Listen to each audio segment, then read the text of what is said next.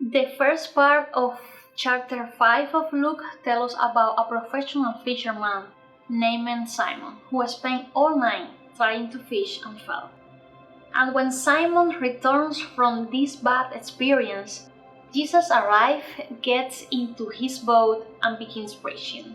Jesus does one of the strangest things a human being can do.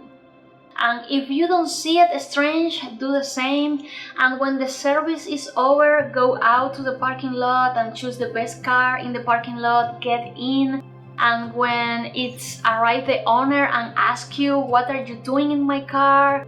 What are all these people around my car?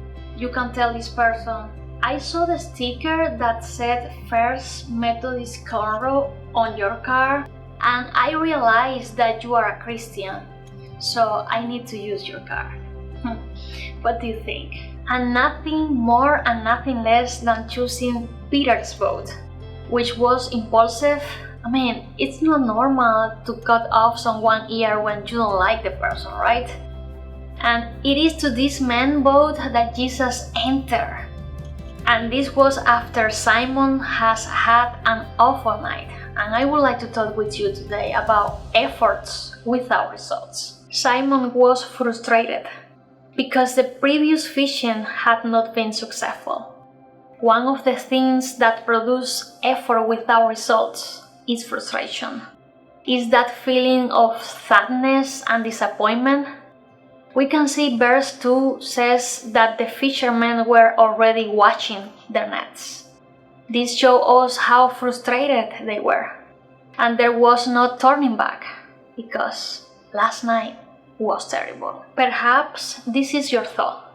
And you have children who has you washing nets. Disappointment, tired, sad. Maybe it's an illness or an experience you had in the past. And now you are watching nets. Maybe you have been trying many things in your marriage, work so hard, and still you don't have the results you want to see. But sometimes it is good to make an effort and not see the results. And maybe you think, I don't like it, but I don't like it either. But that means that your efforts are going to end and there is nothing of you anymore. And now there is more room for God. And it will be no longer your results or my efforts. It's gonna be God's results. And I can assure you, God's results is gonna be better than our results. This reminds me the history of the woman who went out to bury her only son. And in her frustration and pain, Jesus appears and give her back her son's life. Yes, because if in our greatest frustration, where God will give us our greatest victory. After all, if not our strength, if not our efforts, if not our results, it's all about God. And there watching the nets, we will have the best fishing. Jesus tells Peter, put out into deep water. In other words, don't stay here. Let's do it again. But what was the difference if they came from there? It was the same boat, the same lake, the same nets, the same fishermen. But the difference was that now Jesus was with them in the boat. If we want to see results in our life, we have to invite Jesus to our boat. We need to go to God in our fears. We can tell Him this morning, look, I don't see any results in my life. And that is good.